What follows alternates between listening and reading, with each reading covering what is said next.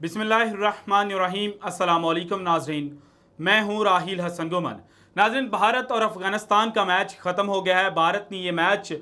Easily जीत लिया है। वो अफ़गानिस्तान टीम जिसके बारे में सोचा जा रहा था कि आज वो कुछ कर दिखाएंगे, आज वो अपना जो पाकिस्तान से उन्होंने शिकस्त खाई है उसका बदला ले लेंगे, लेकिन हैरान कुन तौर पर आज के मैच की जो समरी है, आज के मैच में जिस तरह से अफ़गानिस्तान खेला है वो बहुत ज़्यादा पथेटिक था। और वो अफगानी फील्डर्स और अफगानी बॉलर्स जो पिछले दिनों में जो मैचेस हुए उसमें बहुत ज़्यादा एक्टिव थे, ऐसा लग रहा था कि जनाब आज वो लाइन एंड लेंथ को ही भूल गए हैं। वो फील्डर्स जो बड़े जोश के साथ फील्डिंग कर रहे थे और कैचेस ड्रॉप नहीं कर रहे थे, जो रन्स हैं वो सेव कर रहे थे, तो जनाब आज हैरान कुन तौर पर उन्होंने कैचेस ड्रॉप करने शुरू कर दिए। और जब ये सब कुछ हो रहा था तो एन उसी वक्त सोशल मीडिया पर एक फिक्स्ड का ट्रेंड बन गया और जिसमें यह कहा गया कि जनाब ये जो मैच है भारत और अफगानिस्तान का ये फिक्स्ड है और जो अफगानी प्लेयर्स हैं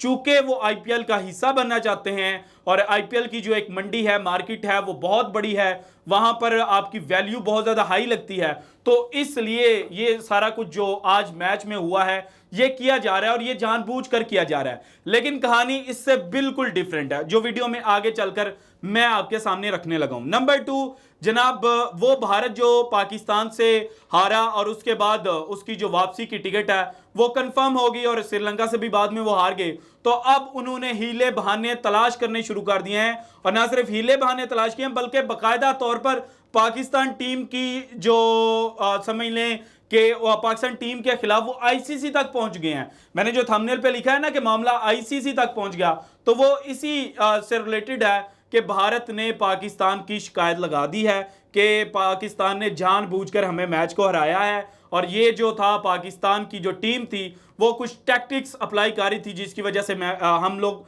मैच हारे हैं। सो इन टैक्टिक्स के बारे में भी आपको बताऊंगा। एंड नंबर 3, जनाब आसिफ अली साहब और फरीद अहमद जिनके दरमियान कल हाइप देखने में आई थी, अब उनका मामला भी क्लियर हो गया है। आईसीसी ने जो उन पर जुर्माना आयद करना था वो आयद कर दिया है। 25% जो उनकी मैच फीस है उसका उनको अदा करना पड़ेगा। और जो आसिफ अली पर पाबंदी का खतरा था कि शायद एक मैच की लग जाए, शायद 2 मैचेस की ये पाबंदी लग जाए, वो अब खतरा बिल्कुल टल चुका है और आसिफ अली जो अगले मैचेस हैं उनके लिए पाकिस्तान क्रिकेट टीम को अवेलेबल है। नंबर 4, मुझे बहुत ज़्यादा जो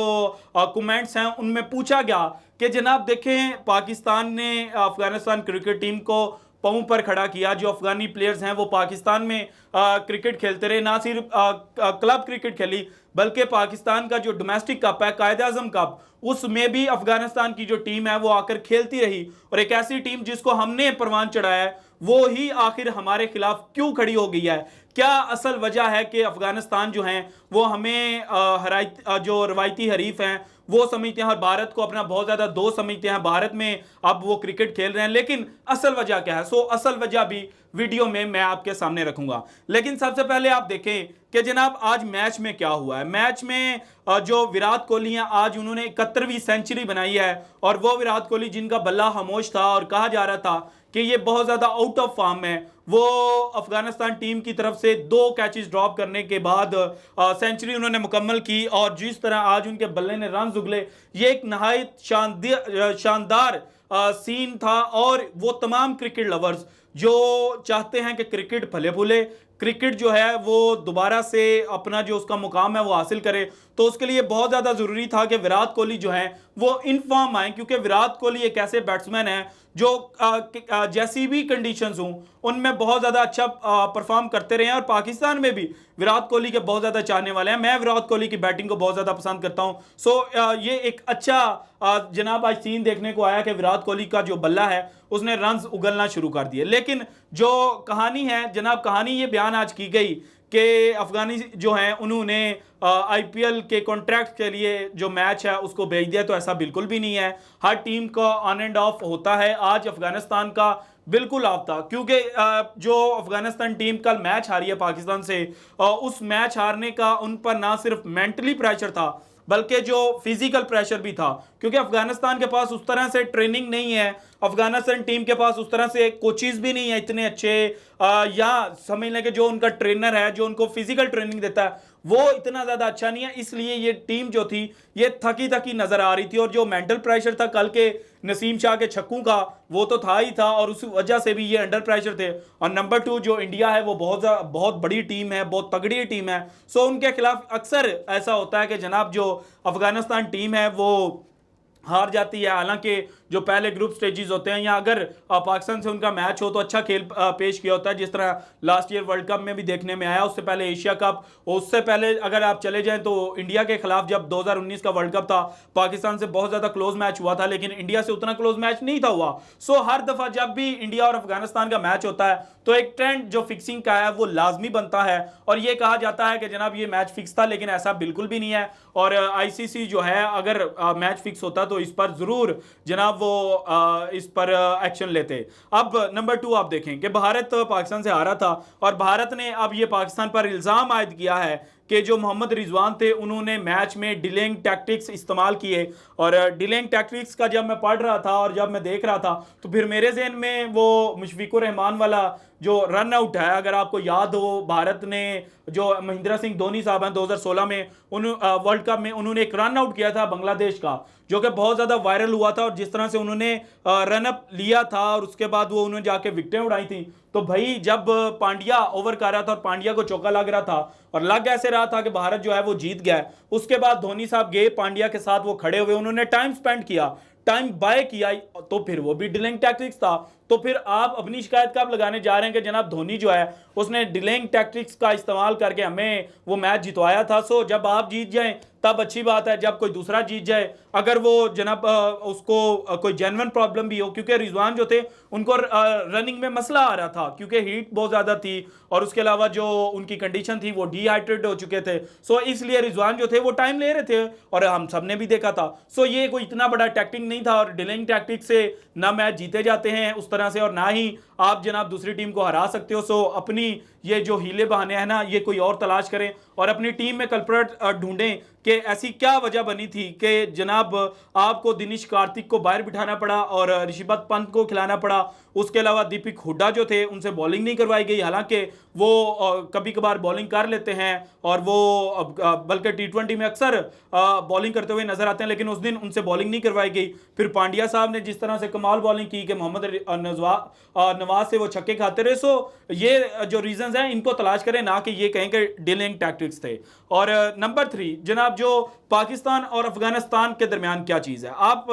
कि किसी भी अफगानी से बात हो, क्योंकि मेरे भी कुछ दोस्त हैं, बड़ी हमारी खुलकर बातें होती हैं, तो वो हमें हमेशा ड्यूरेंट लाइन का ताना मारते हैं। सो ये जो ड्यूरेंट लाइन है ना, ये असल में पाकिस्तान और अफगानिस्तान के दरमियान सबसे बड़ा तनाज़ा है। और जितने भी अफगानी हैं, चाहे वो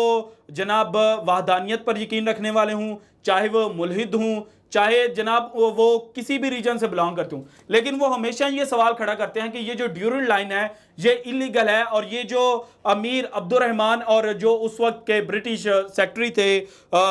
मार्टिन ड्यूरेंट, उनके दरमियान जो मुआहदा हुआ था वो 100 साला मुआहदा था जो 1893 में हुआ था, और 1993 में ये मुआहदा ख़त्म हो गया था। इसलिए ये जो अफगान जो KPK का रीजन है या बलोचिस्तान का कुछ एरिया जो है ये अफगानिस्तान में आता है, इसलिए ये लोग ये जो अफगानिस्तान ये जो एरिया ये हमें वापस कर दिया जाए, लेकिन ऐसा बिल्कुल भी नहीं है, क्योंकि 1893